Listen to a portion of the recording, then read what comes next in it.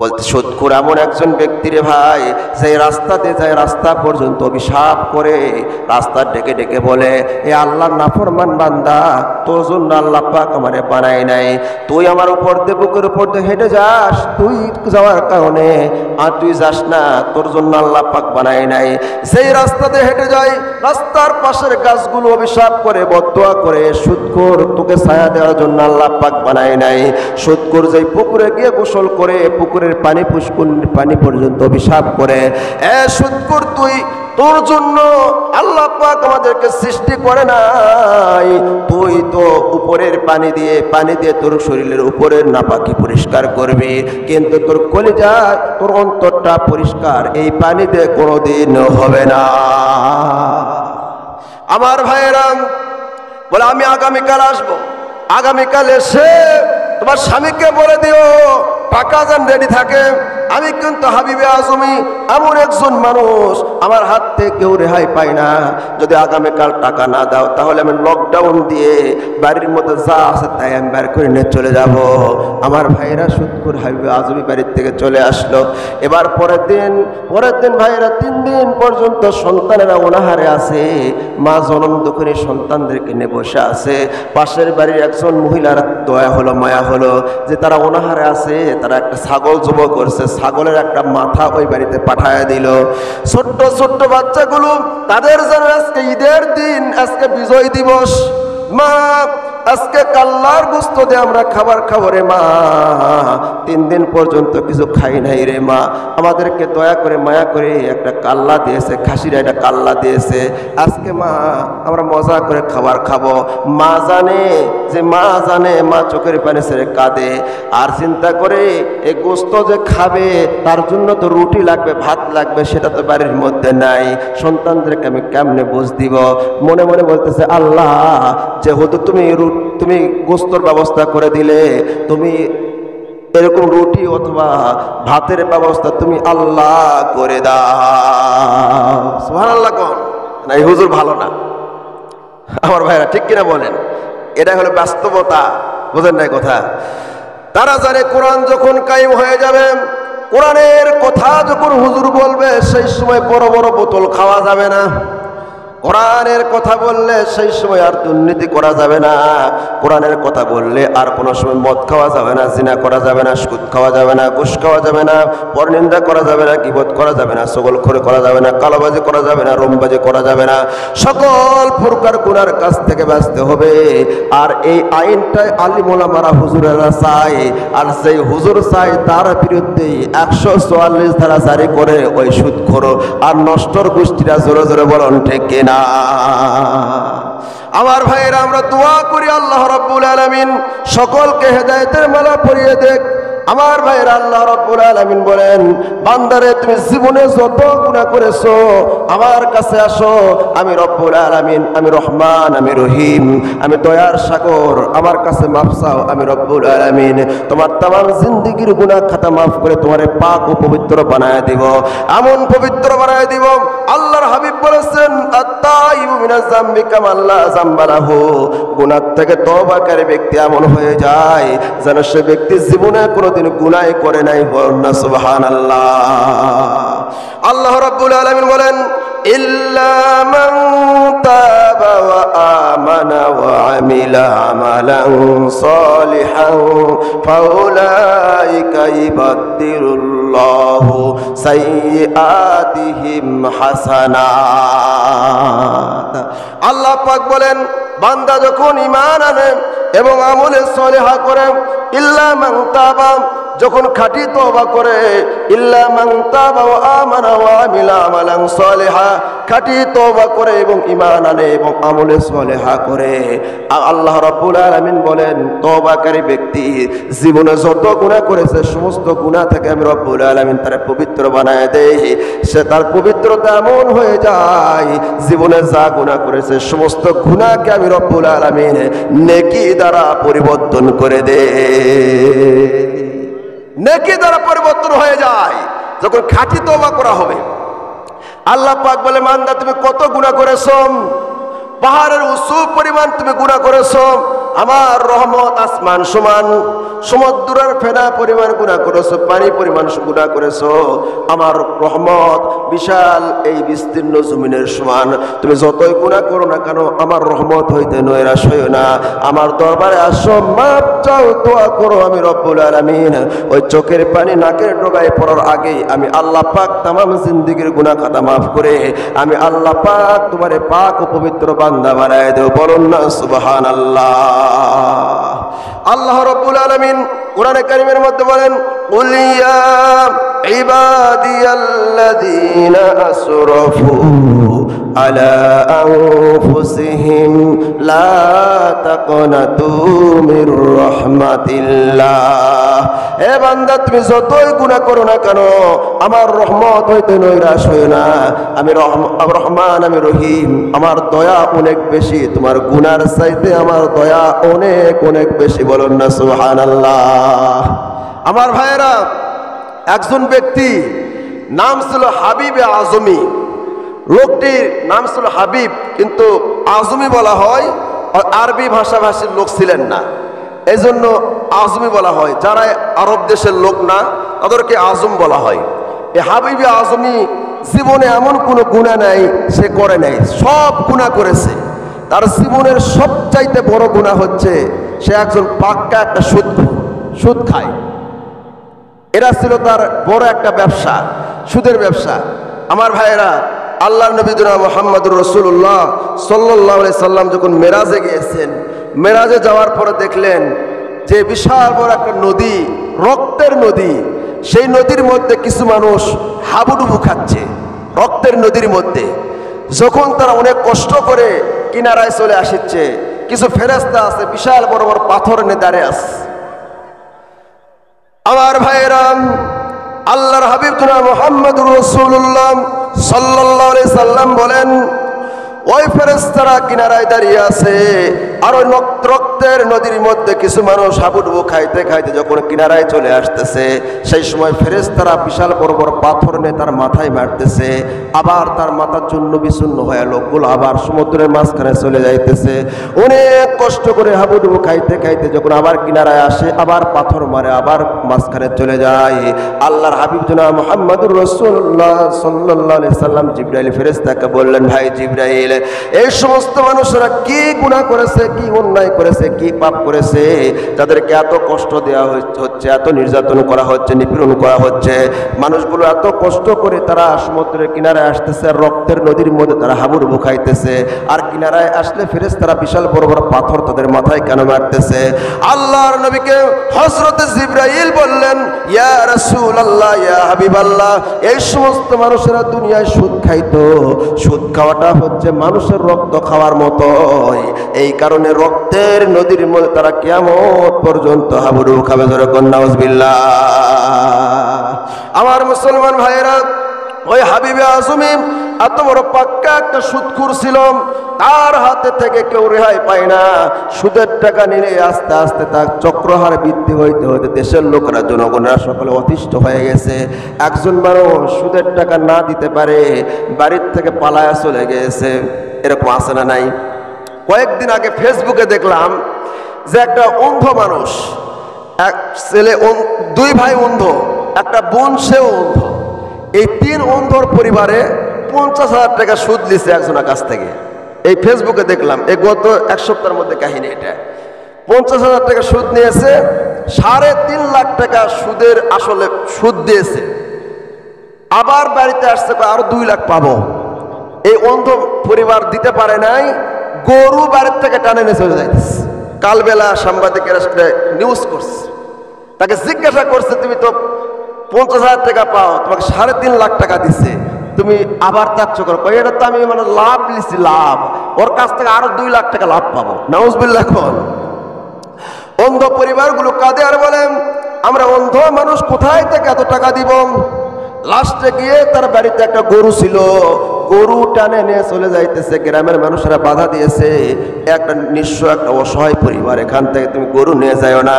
আমার মুসলমান ভাইরা, অনেক পরিবার আছে সুদের টাকা টানতে টানতে এমন হয়ে গেছে পরিবারের সব শেষ হয়ে গেছে, ভয়ে রাতের অন্ধকারে ঢাকায় পালে যায় রিক্সা চালায়া খায়। জোরে কোন ঠিক কিনা? এই হাবিবে আজমির এই অবস্থা হয়েছে। বাড়িতে আসছেন, ছোট্ট ছোট্ট দুটা বাচ্চাকে রেখে বাবা বাড়ি থেকে পালায়া চলে গেছে। হাবিবে আজমি যারা সুদখোর হয় তাদের ভাষা কিন্তু কর্কশ ভাষা হয়, তাদের দিলের মধ্যে কলিজার মধ্যে দয়া থাকে না, মায়া থাকে না। তাদের কলিজাটা, দিলটা, অন্তরটা পাথরের চাইতে শক্ত হয়ে যায়, মানুষের প্রতি তাদের কোনো দয়া মায়া থাকে না, তো কর্কশ ভাষী হয়। বাড়ির সামনে এসে ডাকতেছে, এই বাড়িওয়ালা বাড়িতে আসো, আমি হাবিবে আজমি আসছি, সুদের টাকা দাও, সুদ যারা লাভ বাচ্চারা দিলেই হবে। বাড়ির থেকে মহিলা ক্ষীণ কণ্ঠের আওয়াজ দিচ্ছে। এ মুসলমান ভাই, বলে ওই সম্পর্কে কথা বলে লাভ নাই, টাকা দাও আমি চলে যাব। বলে ভাই রে, 3 দিন পর্যন্ত আমাদের চুলায় আগুন জ্বলে না, আমার স্বামী 2 সপ্তাহ হলো কোনো কাজ পাই না, আমি সুদের টাকা কোথায় থেকে দেব রে ভাই, আমার স্বামী বাড়িতে নাই। তখন বলতে, তোমার স্বামী বাড়িতে আসলে তাকে বলে দিও আগামীকাল আসবো, ওই সুদের যে বাচ্চাটা লাভটা দিলেই হবে, সুদ থাক নাউজুবিল্লাহ কোন, আসলটা থাক, লাভটা দিলেই হবে। মহিলাটা বলতেছে, ভাই রে, আমাদের কোনো কাজকর্ম নাই, কিচ্ছু নাই, ছোট্ট ছোট্ট বাচ্চা নিয়ে আমি বড় কষ্টের মধ্যে আছি। আমার ভাইরা সুদখোর, বলছিলাম যে তাদের দিলের মধ্যে কলিজার মধ্যে অন্তরে দয়া হয় না, মায়া হয় না। ছোট্ট ছোট্ট নিষ্পাপ দুটা সন্তান না খায় আছে, এর প্রতি কোনো দয়া হলো না, মায়া হলো না। বলতে, সুদখোর এমন একজন ব্যক্তি রে ভাই, সেই রাস্তাতে যায়, রাস্তা পর্যন্ত অভিশাপ করে, রাস্তা ডেকে ডেকে বলে, এ আল্লাহর নাফরমান বান্দা, তোর জন্য আল্লাহ পাক আমারে বানায় নাই, তুই আমার উপর দিয়ে, বুকের উপর দিয়ে হেঁটে যাস, তুই যাওয়ার কারণে আর তুই যাস না, তোর জন্য আল্লাহ পাক বানায় নাই।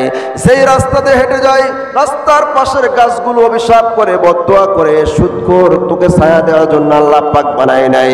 সুদখোর যেই পুকুরে গিয়ে গোসল করে, পুকুরের পানি পানি পর্যন্ত অভিশাপ করে, এ সুদখোর, তোর জন্য আল্লাহ পাক আমাদেরকে সৃষ্টি করে নাই, তুই তো উপরের পানি দিয়ে তোর শরীরের উপরের নাপাকি পরিষ্কার করবি, কিন্তু তোর কলিজা, তোর অন্তরটা পরিষ্কার এই পানি দিয়ে কোনোদিন হবে না। আমার ভাইয়েরা বলে, আমি আগামীকাল আসবো, আগামীকাল এসে তোমার স্বামীকে বলে দিও পাকা যেন রেডি থাকে। আমি কিন্তু হাবিবে আজমি এমন একজন মানুষ, আমার হাত থেকে কেউ রেহাই পায় না, যদি আগামীকাল টাকা না দাও তাহলে আমি লকডাউন দিয়ে বাড়ির মধ্যে যা আছে তাই আমি বের করে নিয়ে চলে যাব। আমার ভাইরা সুদখোর হাবিবে আজমি বাড়ির থেকে চলে আসলো। এবার পরের দিন ভাইরা 3 দিন পর্যন্ত সন্তানেরা অনাহারে আছে, মা জনম দুঃখে সন্তানদেরকে নিয়ে বসে আছে। পাশের বাড়ির একজন মহিলার দয়া হলো, মায়া হলো, যে তারা অনাহারে আছে, তারা একটা ছাগল জবাই করছে, ছাগলের একটা মাথা ওই বাড়িতে পাঠায় দিল। ছোট্ট ছোট্ট বাচ্চাগুলো, তাদের যেন আজকে ঈদের দিন, আজকে বিজয় দিবস, মা আজকে কাল্লার গোস্ত দিয়ে আমরা খাবার খাবো রে মা, 3 দিন পর্যন্ত কিছু খাই নাই রে মা, আমাদেরকে দয়া করে মায়া করে একটা কাল্লা দিয়েছে, খাসির একটা কাল্লা দিয়েছে, আজকে মা আমরা মজা করে খাবার খাবো।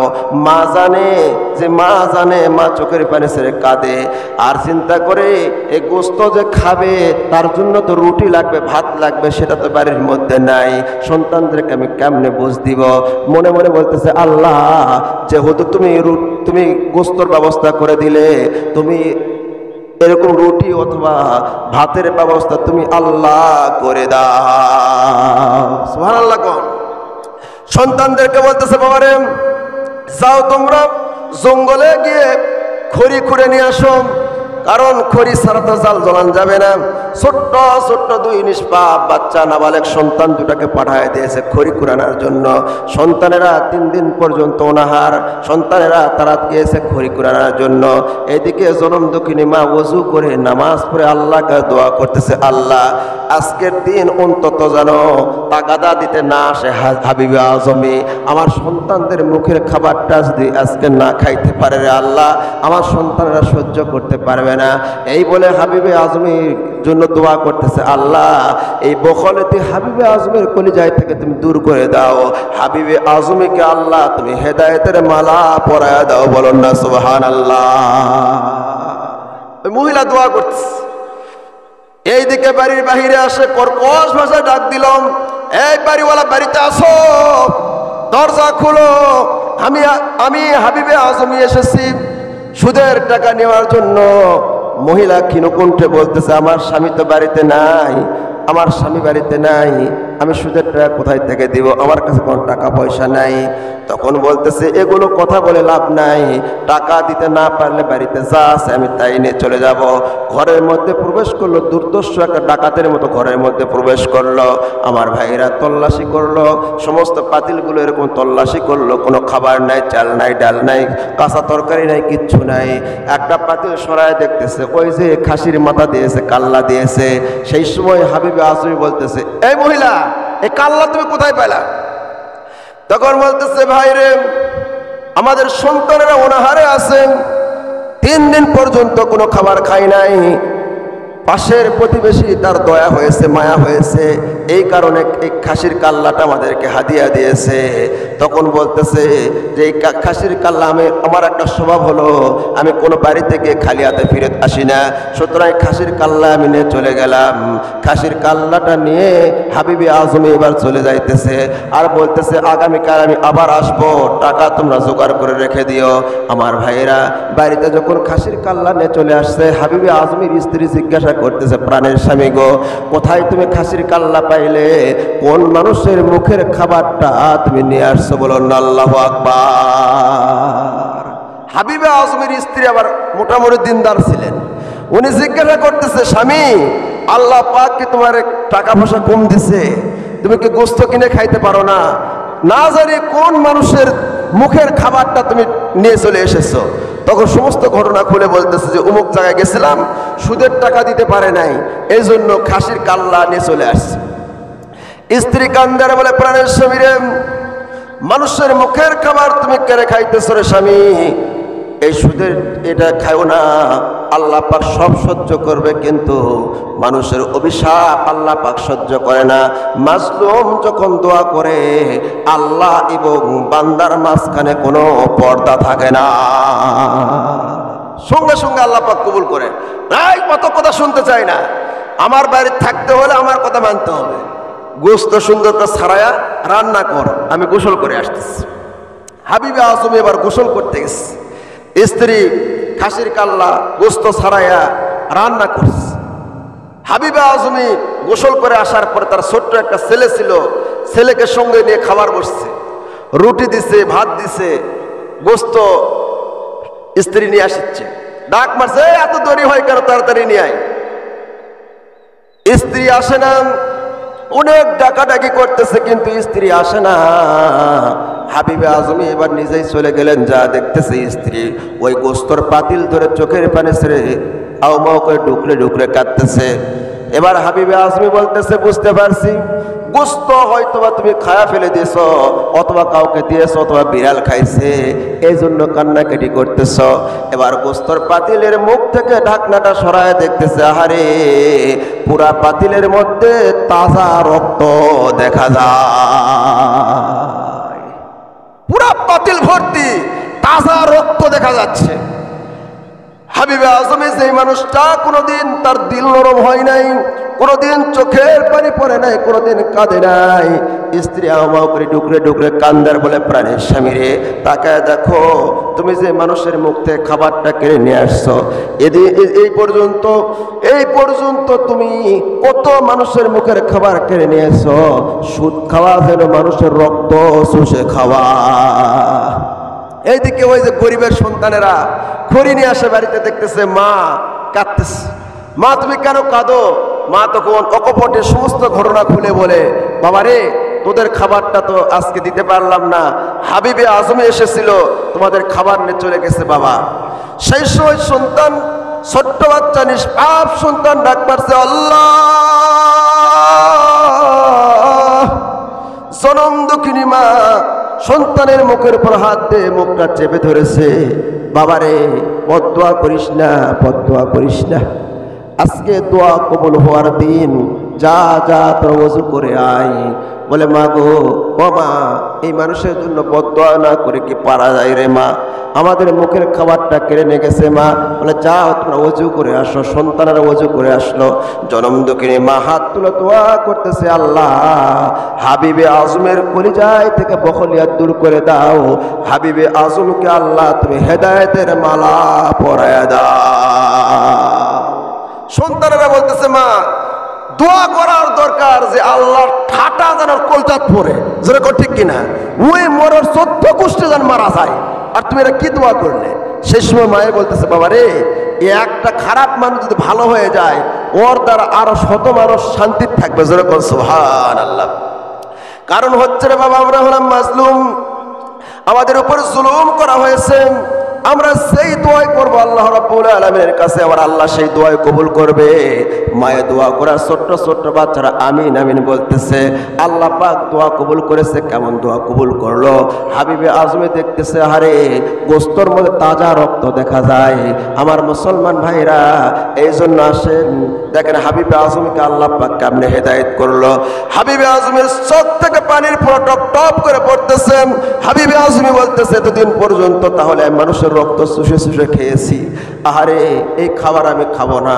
ঘরের দরজা বন্ধ করে হাবিবে আজমি চোখ বন্ধ করে অজন নয়নে কাঁদতেছে। দরজা খোলে না, স্ত্রী বারবার ডাকে, দরজা খোলে না। হাবিবে আজমির একজন বন্ধু ছিল, দিনদার পরহেজগার আল্লাহওয়ালা। সেই বন্ধুর কাছে স্ত্রী খবর দিয়ে পাঠাইলো, তোমার বন্ধু তো দরজা লাগাইয়া দিয়েছে, না জানে আত্মহত্যা করে কিনা। বন্ধু এবার চলে আসলো। বন্ধু আসার পরে ডাকতেছে, বন্ধু দরজা খোলো, দরজা খোলো। অনেক ডাকাডাকি করার পরে বন্ধু হাবিবে আজমি দরজা খোলে না। অনেক ডাকাডাকি করার পরে এবার দরজা খুললো। দরজা খোলার পরে ঘরের মধ্যে প্রবেশ করে হাবিবে আজমিকে জিজ্ঞাসা করে, ভাই, তুমি কেন কাঁদো? কোনোদিন তো তোমার চোখের মধ্যে পানি দেখি নাই, তোমার চোখে কোনোদিন আমি পানি দেখি নাই রে বন্ধু, তুমি কেন কাঁদো? হাবিবে আজমি বলতেছে, বন্ধু, আমার কাছ থেকে তুমি দূরে চলে যাও, আমার উপরে গজব আসবে, তুমি ধ্বংস হয়ে যাবা। আমি আল্লাহ পাকের এমন একটা নিকৃষ্ট বান্দা, আমি আল্লাহ পাকের এমন একটা অপদার্থ বান্দা, আমি এমন একটা জঘন্য বান্দা, তুমি জানো না রে বন্ধু, জানো না। ও বন্ধু, তুমি আমার কাছ থেকে দূরে চলে যাও। তখন বলতেছে, বন্ধু কি হয়েছে? বলো বলো, আমার কাছে বলো। এক পেট থেকে আর এক পেটে কথা আপ ডাউন হয়ে থাকে, তোমার মনের সমস্ত কথা আমি জানি, আমার কথাও তুমি জানো রে বন্ধু, বলো কি হয়েছে? হাবিবে আজম চোখের পানি ছেড়ে ডুকরে ডুকরে কান্দার বলে, বন্ধু রে, এই ঘটনা, আমি ওই ছোট্ট ছোট্ট বাচ্চাদের মুখের খাবার কেড়ে নিয়ে আসছি। সেই খাবারটা আমি দেখলাম, গোস্তর ভিতরে তাজা রক্ত দেখা যায়। এবার বন্ধু কান্দার বলে, বন্ধু তোমার অনেক বলেছি, তোমার অনেক বুঝাইছি রে বন্ধু। সুদখোর মানুষের জন্য রাস্তাঘাট মাটি পর্যন্ত অভিশাপ করে, গাছতলতা বৃক্ষলতা অভিশাপ করে, সমুদ্রের মাছ পানি পর্যন্ত অভিশাপ করে, সমস্ত মাখলুকাত সুদখোরের জন্য অভিশাপ করে। এ বন্ধু, তোমার এত বুঝাইছি, তুমি বোঝো নাই। বলে, বন্ধু গো, আল্লাহ তোমারে মাফ করবে না। বলে, মাফ করবে রে বন্ধু, একটা জায়গা আছে, সেই জায়গায় গেলে আমার আল্লাহ জীবনের সমস্ত গুনাহ খাতা মাফ করে দেয়। বলুন না সুবহানাল্লাহ। চলো তোমাকে নিয়ে যাই। সুবহানাল্লাহ কোন? বান্দা যখন খাঁটি তওবা করে, আমি শুরুতে বলেছি, আত্তা ইবু মিনাজ যামবি কামাল্লা যামবালাহু। আল্লাহর রাসূল বলেছেন, তওবাকারী ব্যক্তি এমন হয়ে যায় যেন সে ব্যক্তি জীবনে কোনো গুনাহ করে নাই। সুবহানাল্লাহ। আল্লাহ পাক বলেন, যখন তওবা করে, খাঁটি তওবা করে এবং আমলে সলিহা করে, আল্লাহ পাক বলেন তার জীবনের গুনাহকে আমি আল্লাহ পাক নেকি দ্বারা পরিবর্তন করে দিই। হাবিবে আজমিকে নিয়ে বন্ধু আমার ভাইয়ের এখানে কথা আছে, আপনি একটা ভালো একটা বন্ধু বানান। আপনার যে বন্ধু আছে দিনদার পরহেজগার আল্লাহওয়ালা যদি হয়, ওই একটা বন্ধুর ওসিলায় আপনি দুনিয়াতে এবং আখিরাতে শান্তিতে থাকবেন। আপনার বন্ধু যদি জান্নাতে যায়, আপনাকে সারা জান্নাতে যাবে না। বন্ধু খোঁজে খালি যে বিড়িখোর, ওই খোঁজে আর একটা বিড়িখোর বন্ধু কে আছে, জোরে কোন ঠিক কিনা? যে মদখোর, ওই খোঁজে যে আমার টাইপের কে আছে, জোরে কোন ঠিক কিনা? যে বাবা যে যেই জাতের লোক সেই জাতের বন্ধু খোঁজে, জোরে কোন ঠিক কিনা? কিন্তু হাবিবে আজমি খারাপ মানুষ হলেও, সুদখোর হলেও, তার বন্ধুটা ছিল ভালো, আল্লাহওয়ালা। জোরে বলুন সুবহানাল্লাহ। এই জন্য আলিম ওলামার সাথে হাফেজ, মাওলানা, মুফতি, মুহাদ্দিস, মুফাসসির, হাজী, গাজী, গাউস, কুতুব, দরবেশ, মুসল্লি, নামাজিদের সাথে বন্ধুত্ব রাখবেন। তারা যদি কিয়ামতের দিন জান্নাতে যায়, আপনাকে ছাড়া যাবে না। সুবহানাল্লাহ। জোরে কোয়া যাবে না বাবা? আর একটু জোরে বলুন সুবহানাল্লাহ। আমার মুসলমান ভাইয়েরা, হাবিবে আজমি এবার বলল, বন্ধু চলো, তোমাকে একটা দরবারে এনে যাব, সেখানে গিয়ে তওবা করবে, আল্লাহ পাক তামাম জিন্দেগির গুনাহ খাতা মাফ করে দিবে। হাবিবে আজমিকে নিয়ে এবার হাঁটি হাঁটি পা পা করে রওনা করেছে। রাস্তার ছেলেরা, আমার ভাইয়েরা, যে সুদখোর, যে সুদ খায়, তাই কিন্তু 27টা তার অভিশাপ আছে। কয়টা অভিশাপ? 27টা অভিশাপ সুদখোরের। সুদখোরকে বন্ধু বান্ধবের কাছেও সমাদিত নয়, স্ত্রীর কাছেও মর্যাদা পায় না, ছেলে সন্তানের কাছেও মর্যাদা পায় না, পাড়া প্রতিবেশী আত্মীয় স্বজন কারো কাছে মর্যাদা পায় না। সুদখোরকে সকলেই এমনি চোখের সামনে সম্মান করলে মনে মনে কিন্তু ঘৃণা করে, জোরে বলুন ঠিক কিনা? সুদখোরকে দেখে পোকামাকড় পর্যন্ত ভয় করে, বুঝেন নাই? আপনার জমিতে খুব পোকা লাগছে, ওষুধ দিয়ে কাম হচ্ছে না, অনেক ওষুধ কি করছেন। আমি একটা মৌলানা সাহেবের কাছ থেকে শুনলাম, উনি বলছে যে 4 জন পাক্কা সুদখোরের নাম লেখে ওই জমির 4 কানিতে যে পুঁতে রাখা হয়, 1 সপ্তাহের মধ্যে সব পোকামাকড় সেখান থেকে পালাতে বাধ্য হবে। পোকামাকড় চিন্তা করে যে সুদখোরের নাম লেখছে, আল্লাহর গজব আসলে ওইও মরবে, হামও মরবে, বুঝেননি? আমার মুসলমান ভাইয়েরা, এবার হাবিবে আজমিকে নিয়ে রওনা করছে, রাস্তা দিয়ে যাচ্ছে, বন্ধু সঙ্গে নিয়ে যাচ্ছে। ছোট্ট ছোট্ট বাচ্চারা খেলাধুলা করতেছে, তারা বলতেছে, এই দেখ হাবিবে আজমি আসতেছে, সুদখোর, ওর গায়ের ছায়া আমাদের গায়ে লাগতে পারে, আমরাও ধ্বংস হয়ে যাও, জোরে কর নাউজুবিল্লাহ। ছোট্ট ছোট বাচ্চা পর্যন্ত বলতেছে যে ওর গায়ের ছায়া যদি আমাদের গায়ে লাগে, আমরা ধ্বংস হবো, সে সরে যা, সরে যা। এই জন্য ইমাম গাজ্জালী রহমতুল্লাহ আলাইহি বলেছেন, সুদখোরের ছায়া থেকে তোমরা দূরে থাকো। একজন জাকের শাকের, একজন যে আল্লাহওয়ালা মানুষের দিলের জন্য সুদখোরের ছায়াও ক্ষতি করো, বুঝেন না এই কথা? এবার যখন হাবিবে আজমিকে নিয়ে চলে গেল হাসান বসরির দরবারে, আল্লাহু আকবার কোন। ইয়া আইয়ুহাল্লাযীনা আমানু তাকুল্লাহা ওয়া কুনু কাওলা। ভালো মানুষের সাথে উঠা বসা করবেন, লাভ আছে। হাসান বসরির দরবারে যাওয়ার পরে এবার হাবিবে আজমি তওবা করলেন, এবং যত বন্ধকিত টাকা পয়সা তার কাছে ছিল, জিনিস ছিল, সব কিছু সব মানুষকে ফেরত দেওয়ার নিয়ত করলেন। খাঁটি তওবা করে আসলেন, যার কাছ থেকে যা নিয়েছে সব ফেরত দিবে, এই চিন্তা ভাবনা করে যখন সেখান থেকে রওনা করলেন, আল্লাহ পাক মানুষের কলিজার মধ্যে হাবিবে আজমির মহব্বত, ভালোবাসা পয়দা করে দিলেন। বলুন না সুবহানাল্লাহ। আমার মুসলমান ভাইরা, হাবিবে আজমি এবার তওবা করে চলে আসতেছেন। ওই যে ছোট্ট ছোট্ট বাচ্চাগুলো বলেছিল যে তার ছায়া আমাদের গায়ে লাগলে আমরা ধ্বংস হয়ে যাব, ওই ছোট্ট ছোট্ট বাচ্চাগুলো এখন বলতেছে, আয় আয় আয়, হাবিবে আজমি তওবা করে এসেছে, আল্লাহর মাহবুব বান্দা হয়ে গেছে। বলুন না সুবহানাল্লাহ। এর জিকির করেন, লা ইলাহা, জোরে জোরে বলেন, লা ইলাহা ইল্লাল্লাহ, লা ইলাহা, আরো জোরে, লা ইলাহা। মাইকের অপারেটর নাই ভাই, কথা টানতেছে না তো, একটু মাইকের অপারেটর ভাই যদি থাকে আশেপাশে, এখানে চলে আসেন ভাই, মাইকে ভাবে দিয়ে গেলে হবে, এখানে আসে একটু থাকেন,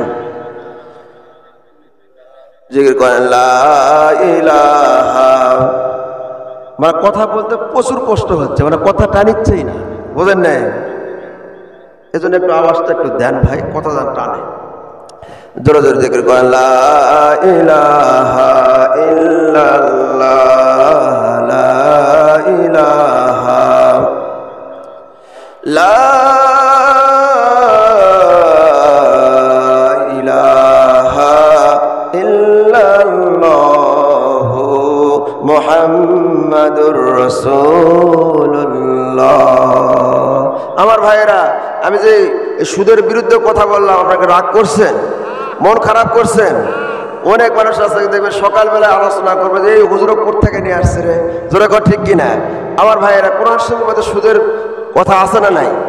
সুদকে আল্লাহ পাক হালাল করেছেন না হারাম করেছেন? আল্লাহ পাক যদি কোরআন শরীফের মধ্যে কথা বলতে পারেন, আমরা কি বলতে পারবো না? আরো জোরে বলেন। এখন আল্লাহ পাক যেটাকে হালাল করছেন আমাদেরকে হালাল বলতে হবে, যেটাকে হারাম করছেন হারাম বলতে হবে, জোরে বলেন ঠিক কিনা? আল্লাহ পাক যাকে মুমিন বলছেন আমরা মুমিন বলবো, আল্লাহ পাক যাকে মুনাফিক বলেছেন আমরা মুনাফিক বলবো, আল্লাহ যাকে কাফের বলেছেন কাফের বলবো, আল্লাহ যাকে সুদখোর বলেছেন ঘুষখোর বলেছেন আমি না তাদেরকে তাই বলবো, জোরে বলেন ঠিক কিনা? এতে যদি কারো কলিজায় আঘাত লাগে, রক্ত চক্ষু থেকে মুমিনেরা এক চুল পিছ পাবে না, হক কথা বলেই যাবে, জোরে বলেন আল্লাহু আকবার। এই জন্য কলিজায় আঘাত লাগে, আমাদের করার কিছু নাই। যদি এরকম কাজ করে থাকেন আল্লাহর হস্তে মাফ চাবেন, ক্ষমা চাবেন, আল্লাহর কাছে তওবা করবেন, আল্লাহ পাক জিন্দেগির গুনাহ খাতা মাফ করে দেবে। সুবহানাল্লাহ কোন। আমার ভাইয়েরা, আপনাদের এই গ্রাম ভিকনি গ্রাম, এই গ্রামে ঐতিহ্যবাহী একটা মাদ্রাসা আছে, আলহামদুলিল্লাহ কোন। আমি কিন্তু এই মাদ্রাসার ছাত্র, বুঝেন নাই? আমি এই মাদ্রাসাতে পড়াশোনা করেছি হেফজখানায় দীর্ঘদিন আগে। সেই সময় আমি পড়াশোনা করেছি এই মাদ্রাসায়। সেই সময় তার আগে থেকে দীর্ঘ আপনার বহু বছর আগেকার এই মাদ্রাসা। এখান থেকে হাফেজ কারি, মৌলানা, মুফতি, মুহাদ্দিস, মুফাসসির অনেক বাহির হয়ে গেছে। এই মাদ্রাসার ছাত্র বিশাল বড় বড় জায়গায় তারা চাকরি করতেছে, আলহামদুলিল্লাহ কোন। আপনাদের এটা ভাগ্য, এটা তকদির, কিসমত। যেই গ্রামের ভিতরে মাদ্রাসা থাকে, যেই গ্রামের ভিতরে মাদ্রাসা থাকে, ওই তলবে ইলমগুলো যখন রাস্তাতে হেঁটে যায়, রাস্তার গর্তের পিপিলিকার থেকে শুরু করে সমুদ্রের মাছ পর্যন্ত ওই ছাত্রদের জন্য দোয়া করে। আমার মুসলমান ভাইয়েরা, শুধু তাই নয়, ওই তলবে ইলমের জন্য গর্তের পিপিলিকার থেকে সমুদ্রের মাছ পর্যন্ত দোয়া করে। যে রাস্তাতে যায়, রাস্তার আশেপাশে ডানে বামে সামনে পিছনে যত কবরস্থান আছে, আমার আল্লাহ 40 থেকে 70 দিন পর্যন্ত কবরের আযাবকে মাফ করে দেয়। ওই ছাত্রদের কোরআন পড়নেওয়ালা, ওই ছাত্রদের পায়ের নিচে আল্লাহ পাকের নূরের ফেরেশতারা পাখা বিছায় দেয়। আর ফেরেশতারা বলে, ও আল্লাহর বান্দা, তোমার ভাগ্য, তোমার তকদির, তোমার কিসমত এত ভালো, তুমি আল্লাহর কোরআন পড়ো, আল্লাহর কোরআন শিক্ষা করো। ও আল্লাহর বান্দা, তুমি হেঁটে যাও, আমার পাখার উপর দিয়ে হেঁটে যাও, আমি ফেরেশতা, আমার ভাগ্য, আমার কিসমত ভালো হয়ে যাবে। আমি নিজেকে গর্ববোধ করবো যে আমার উপর একজন কোরআন পড়নেওয়ালা হেঁটে যাচ্ছে, সুবহানাল্লাহ। এই জন্য ভাইরা, আপনাদের গ্রামের ভিতর মাদ্রাসা, সন্তানদেরকে মাদ্রাসায় দিবেন। একটা সন্তান হলেও হাফেজ কারি, মৌলানা, মুফতি, মুহাদ্দিস বানাবেন। মরে যাওয়ার পরে সন্তান যখন আপনার জন্য দোয়া করবে রবের দরবারে, আয় আল্লাহ তাআলা, আমার আব্বা আমার জিন্দেগির গুনাহ খাতা মাফ করে দাও, সুবহানাল্লাহ। সন্তান যখন জানাজার নামাজ পড়ানোর পরে চোখের পানি ছেড়ে কাঁদবে আর রবের দরবারে হাত তুলে বলবে, রব্বির হামহুমা কামা রব্বায়ানি সগীরা। আমার আল্লাহ ডাক দিতে বলে, ওই সন্তান যখন চোখের পানি ছেড়ে কাঁদে, চোখের পানি নাকে ডগায় আসার আগে আমার আল্লাহর কুদরতি হাত দিয়ে চোখের পানিগুলো মুছে দেয় আর বলতে থাকে, বান্দারে কান্দিস না, কান্দিস না, তোর আব্বা আমার তামাম জিন্দেগির গুনাহ খাতা আমি আল্লাহ মাফ করে দিলাম। ভাড়াটিয়া হুজুরি নিয়ে আসে, আপনার জন্য দোয়া করবে, কবুল হতে পারে নাও পারে, 50-50, বুঝেন না কথা? আর আপনার সন্তান যখন দোয়া করবে, এর মধ্যে 50 নয়, 100% আমার আল্লাহ কবুল করবে, সুবহানাল্লাহ। আমার ভাইরা, উদাহরণস্বরূপ আপনার পিঠ চুলকাইতেছে, সাইডে আপনার স্ত্রী বসে আছে, বললে পিঠ চুলকাইতেছে, চুলকে দাও, এই ডানে ডানে, এটা পিছনে পিছনে, এর উপরে, এর নিচে, মাজার নিচে, আপনার স্ত্রী এক হাত বাদ দিয়ে 2 হাত দিয়ে কোদাল মারবে, তারপরে সেই জায়গায় পড়তে পারে নাও পারে, যেরকম ঠিক কিনা? আর আপনি যে জায়গায় চুলকাইতেছে আপনি যদি নিজে হাত দেন সেই জায়গায় ডাইরেক্ট গিয়ে লাগবে, যেরকম ঠিক কিনা? ওই ভাড়াটিয়া হুজুরকে হায়ার করে নিয়ে আসে, খাওয়ান দাওয়ান করাইয়া হাদিয়া দেওয়ার পরে যে আপনার জন্য কাঁদবে, ওই যখন রব্বির হামহুমা কামা রব্বায়ানি সগীরা কবে, ওর বাপ মায়ের কথা আগে মনে পড়বে, যেরকম ঠিক কিনা? আরো যেরকম আমার মুসলমান ভাইয়েরা, বাবা মৃত্যুবরণ করেছেন, গভীর রাত্রিবেলা হুজুরের কাছে গিয়েছেন, দরজায় গিয়ে ডাকতেছে, হুজুর কথা কয় না, জান্নায় গিয়ে ডাকে, হুজুর হুজুর। বলে কি হয়েছে? বলে আমি সলির মধ্যে এসেছি। বলে কি জন্য এসেছেন? বলে আমার আব্বা মৃত্যুবরণ করেছে, হুজুর আসেন, আমি কি করবো তাল পাইতেছি না। হুজুর গো, আমার বাবার দাফন কাফনের ব্যবস্থা করেন। হুজুর সেই সময় চিন্তা করে, রাত্রিবেলা আমি যাব না, আবার কয় যে মরার তার সময় আছে, জোরে কয় ঠিক কিনা? এই ঠান্ডার মধ্যে, এই গভীর রাত্রিবেলা এক সকালে দেখা হবে, যখন ঠিক কিনা? মরার তো টাইম আছে। আর নিজের সন্তান কিন্তু এই কথা বলবে না, বাবা মৃত্যুবরণ করছে, বাবার দাফন কাফনের ব্যবস্থা কবর করার যা কিছু করার দরকার, আপনার একটা সন্তান হাফেজকারী মাওলানা মুফতি মুহাদ্দিস হলে রে ভাই, এই দুনিয়াতেও শান্তি পাবেন, মরণের পরও শান্তি পাবেন। একজন আলিম হাফেজ মাওলানা মুফতি মুহাদ্দিসের বাবা মা কোনো সময় বৃদ্ধাশ্রমে রাখে না, তার আব্বা আম্মার খেদমত করে, জোরে বলেন সুবহানাল্লাহ। বোঝেন নাই কথা? এই জন্য সন্তানকে আলিম বানান, হাফেজ বানান, মৌলানা বানান, মুফতি মুহাদ্দিস বানান, এই দুনিয়াতেও শান্তি পাবেন, মরণের পরও শান্তি পাবেন। আপনার নাম শুনেছেন বাইজিদ বুস্তামি রহমতুল্লাহ আলাই, নাম শুনেননি বাবা? মায়ের দোয়ায় আল্লাহর ওলি হয়ে গেছেন, বাবা দুনিয়া থেকে বিদায় নিয়ে চলে গেছে, এতিম মানুষ। মা চিন্তা করলেন, আমার সন্তানকে একজন সৎ মানুষ বানাবো, একজন আল্লাহওয়ালা বানাবো, আমার সন্তানকে একজন দিনদার পরহেজগার মানুষ বানাবো, আলিম বানাবো। আলিম বানাইতে হলে আলিমের কাছে নিয়ে যাইতে হবে, যেরকম ঠিক কিনা? মা মানুষের বাড়িতে কাজ করে, মা মনে মনে চিন্তা করলেন, আমি মানুষের বাড়ি কাজ করি, সিয়ের কাজ করি, মানুষের বাড়ি কাজ করে আমার সন্তানকে মানুষ বানানো যাবে না, মানুষ বানাইতে হলে একজন আলিমের কাছে রাখতে হবে। অনেক তদন্ত করার পরে খবর পাইলেন যে অমুক গ্রামে একজন শায়েক আছে, সেই শায়েক বড় আল্লাহওয়ালা মানুষ, তার কাছে ছোট্ট বাচ্চা 5 বছরের সন্তানকে নিয়ে গেলেন, যা বলতেছে, হুজুর আমার এই সন্তানটাকে আপনি আপনার মতো বানাবেন, যত এলিম আছে আপনি শিক্ষা দিবেন, হাফেজ বানাবেন, আলিম বানাবেন, একজন ভালো মানুষ বানাইবেন। হুজুর বলল না, আমি রাখতে পারবো না। হুজুরের কাছে অনেক অনুনয় বিনয় করে